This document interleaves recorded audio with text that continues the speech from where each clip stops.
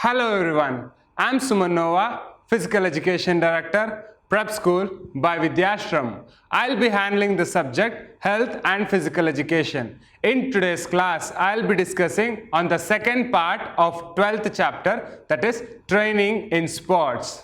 I would like to give a small recap on what are the things which we learned in the previous class. First, we learned about what is training. And also we learned about the fitness aspects which an individual should have in the course of training. We learned about two fitness components, that is strength and endurance. Strength. Strength is the ability of the muscle to overcome resistance. In strength, we learned about types of strength. We have three types of strength, that is maximum strength, explosive strength and strength endurance. Later on, we learn the methods of improving strength. We can improve strength through three exercises, that is isometric exercise, isotonic exercise and isokinetic exercise. Later on, we learned about endurance.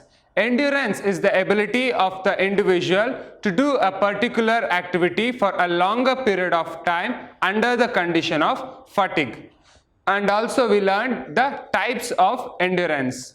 We had three types of endurance, that is basic endurance, general endurance and specific endurance. Coming to the duration of activity, we had four types of endurance, that is speed endurance, short-term endurance, middle-term endurance and long-term endurance. And coming to the methods of improving endurance. We can improve endurance through three methods, that is continuous training methods, interval training methods and at last fartlek training methods. In today's class, we are going to learn about two fitness components, that is speed and flexibility. Speed. Speed is the ability of an individual to go from one place to another place with a short duration of time. Now let's see what Barrow and McGee has defined about this speed. The capacity of an individual to perform successive movements of the same pattern at the fast rate. In simple, it is the capacity of body part or whole body part to move at a great possible velocity. Now let's see the types of speed. In types of speed, we have five types, that is reaction ability, movement ability or movement speed, acceleration ability, locomotor ability, at last speed endurance. The first type is reaction ability. Reaction ability depends on the coordination of an individual. Reaction ability is the ability of an individual to react effectively and quickly for a given signal or an action. In reaction ability, we have two types, that is simple reaction ability and complex reaction ability. Simple reaction ability is that reaction ability in which the signal is predetermined. For example, a gunshot in 100-meter starts. We know that the individual has to start running as soon as the gunshot happens. In complex reaction ability, the signal or the action is not predetermined. The individual has to react as soon as that activity takes place. For example, a batsman in cricket, he has to react for the particular ball which he faces. If he faces a bouncer ball, he has to react for that type of ball. If it is a yorker, he has to face that type of ball. That is complex reaction ability. The next type of speed, that is moment speed. It is the ability of the individual to give a movement in shortest time. I would like to explain this types of speed with a single example, that is 100-meter run. Let's imagine this is the starting point and this is the ending point of 100-meter run. Okay, As soon as the starter gives a gunshot, the individual should have reaction ability to react for that. The individual will be here at that time. When he reacts for that gunshot, he should have a moment for that. That is called moment ability. There will be no use if the individual just reacts and stays in that place. So after hearing the gunshot, he has to react and add a moment for that. The next point is acceleration ability. Acceleration ability is the ability of an individual to achieve maximum speed in short duration of time. As we imagine this as 100 meter, the individual has to achieve his maximum speed in shortest duration. Let's imagine he achieves maximum speed at 40 meters. This is the ability an 100-meter runner should have, in which he picks up maximum speed in shortest duration of time. The next type of speed is locomotor ability. Locomotor ability is the ability of an individual to sustain that maximum speed for a longer period of time. Let's imagine he sustains this maximum speed for another 40 meters. So this is locomotor ability, in which he sustains maximum speed for maximum duration or maximum distance of time. And at last it is speed endurance. In the previous class I have explained you about endurance. Endurance is the ability of an individual to do a particular activity for a longer period of time under the condition of fatigue. Now let's see what is this speed endurance. Speed endurance is the ability of an individual to perform movement with high speed under the condition of fatigue. Now I have explained you about reaction ability, movement ability, acceleration ability. Then I added locomotor ability. At last, that is the last 20 meter, he has to use his speed endurance to finish that race. So speed endurance, as I told, is the ability which an individual should do with high speed under the condition of fatigue, in which the individual should maintain that speed or do that repetition continuously till the finishing of the race. So this is all about types of speed. I'll explain it again, that we have 5 types of speed, that is reaction ability, in which the individual reacts for the gunshot or any other action. Next is movement ability, in which he adds a movement for that reaction. Later on comes the acceleration ability, in which he achieves maximum speed in shortest duration of time. Next it is locomotor ability, in which he sustains that maximum speed for a particular or maximum duration of time. Last comes the speed endurance. Now let's see the methods to develop this speed. We have 2 methods to develop speed, that is acceleration and pace running method. Speed is a product of both genetic and environmental factors. Coming to the genetic point of view, an individual will be having 2 types of muscle, that is fast twitch muscle and slow twitch muscle. It is also called as white muscle fiber and red muscle fiber. The individual who has more percentage of white muscle fiber will be fitting for speed or sprint activities. When an individual has more percentage of slow twitch muscle or red muscle fiber, will suit for endurance or the activity which requires more stamina. So this percentage cannot be changed by ourselves. So the genetic factor sets a limit for the speed of the individual to a certain level. But the environmental factor also plays a very important role in improving the speed of the individual. In fact, central nervous system, muscular system, technique, flexibility, concentration, motivation and willpower plays a very important role in improving the speed of an individual. Now let's see the types of workout which we have to do to improve the speed of the individual. Acceleration runs are used mostly for development of speed of an individual. In this, the individual should reach its maximum speed from a static position. Before going on to this type of workout, the individual should mainly focus on his technique. So, he has to execute a proper technique in a slower pace in the beginning of the workout. After a period of time, he should increase the speed and execute the same technique with the maximum speed also. Later on, we have to adopt this acceleration method.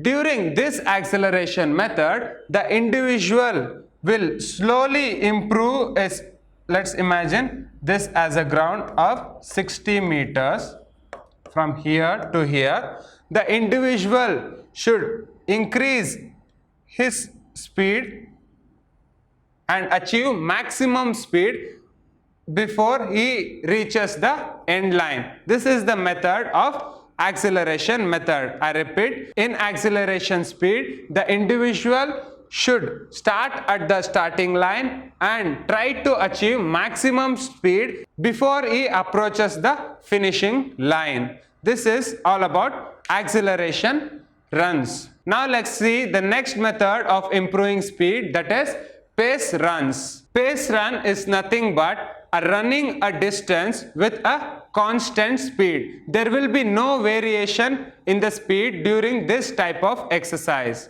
This types of exercise is mainly done for the events more than 800 meters in athletics, because any event which comes below this 800-meter run should need acceleration ability to get optimum performance. So this type of workout is more suitable for events which come above 800 meters. Till now, I have explained you about one of the fitness components, that is speed. I will revise it again. Speed is the ability of an individual to cover a particular distance in short duration of time. In speed, we have 5 types, that is reaction ability, movement ability, acceleration ability, locomotor ability and speed endurance. We have 2 methods through which we can improve speed, that is acceleration method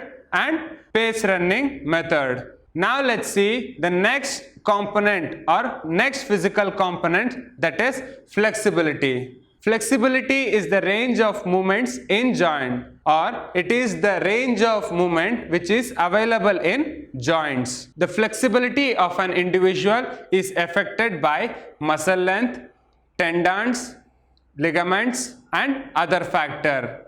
When an individual is flexible in nature, he can do the daily activities easily and smoothly without any problem. This component, flexibility, helps us in many ways. They are: it prevents injury, it improves posture of the individual, it reduces the lower back pain, it helps us to maintain healthy joints, it also helps us to improve the balance. At last, it helps us to learn some of the skills easily, like backstroke in swimming. Now let's see the types of flexibility. In types of flexibility, we have 2 types of flexibility, that is passive flexibility and active flexibility. Passive flexibility is the ability of an individual to do movement with great distance with the external help.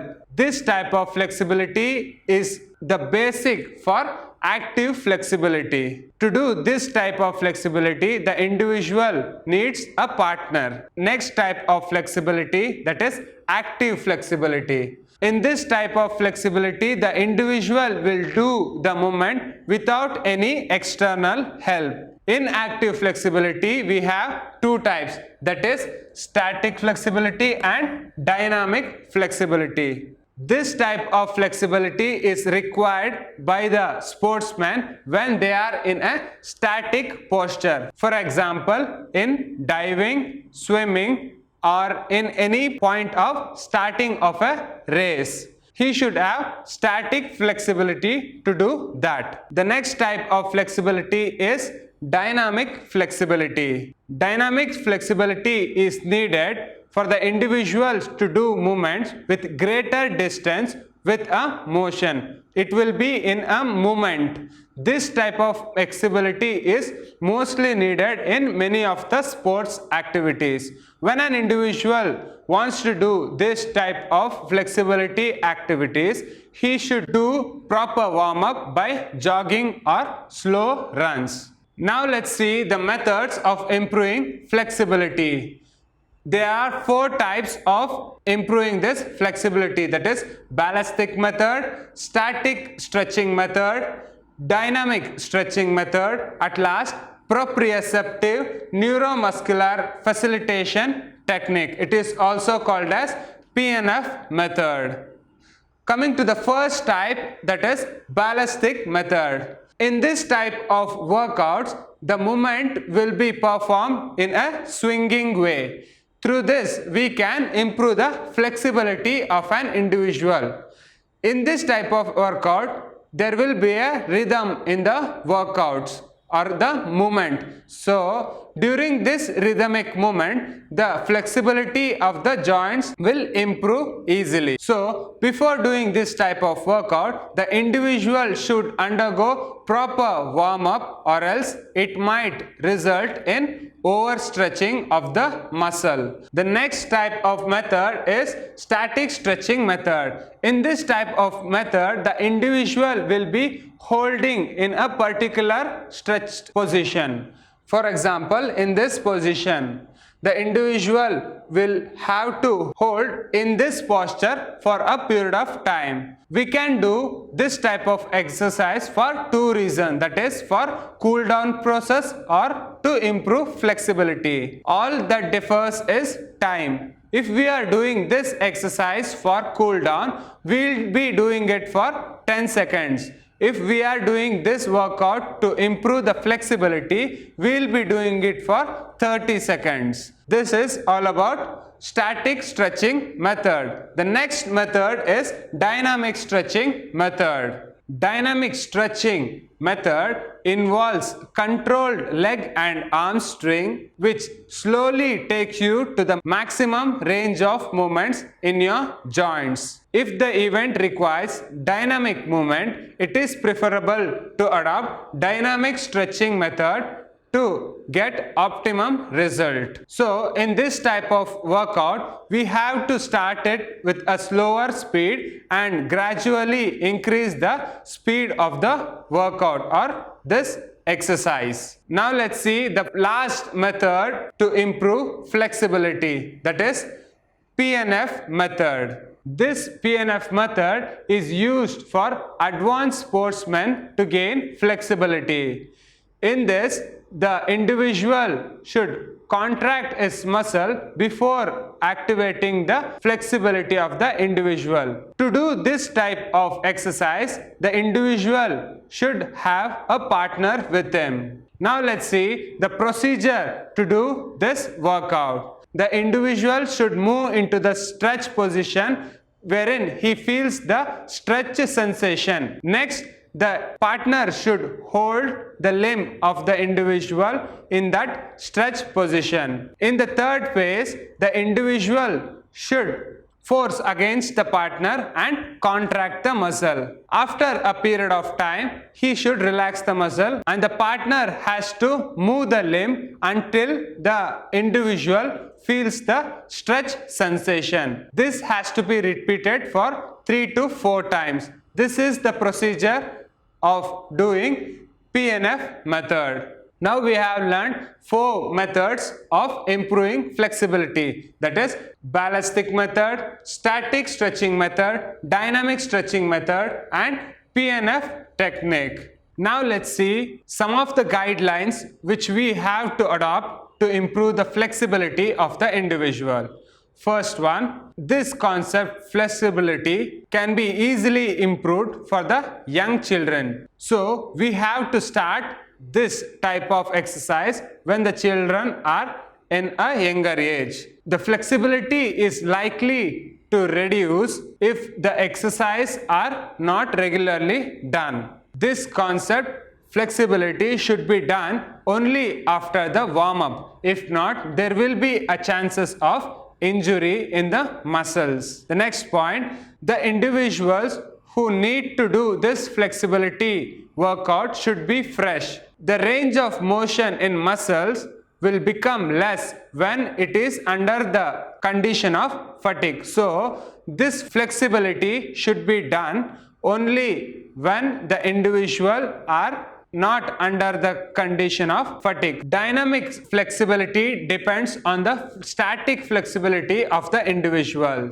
But dynamic flexibility is more important than static flexibility in the field of sports. Next, to improve flexibility of the individuals, when we are doing some exercises, proper number of repetitions should be done. We should do at least 10 to 15 repetitions so that flexibility is adapted in our muscles. If the exercise is performed with the help of a partner, the partner should have proper knowledge about that exercise. If not, that exercise might lead us for an injury. At last, after doing exercises for improving the flexibility, some exercise should also be done for relaxing those muscles. If not, it might lead us for an injury in later stages. This is all about the flexibility of the individual. I would like to end my session with a saying, direction is more important than speed. Thank you.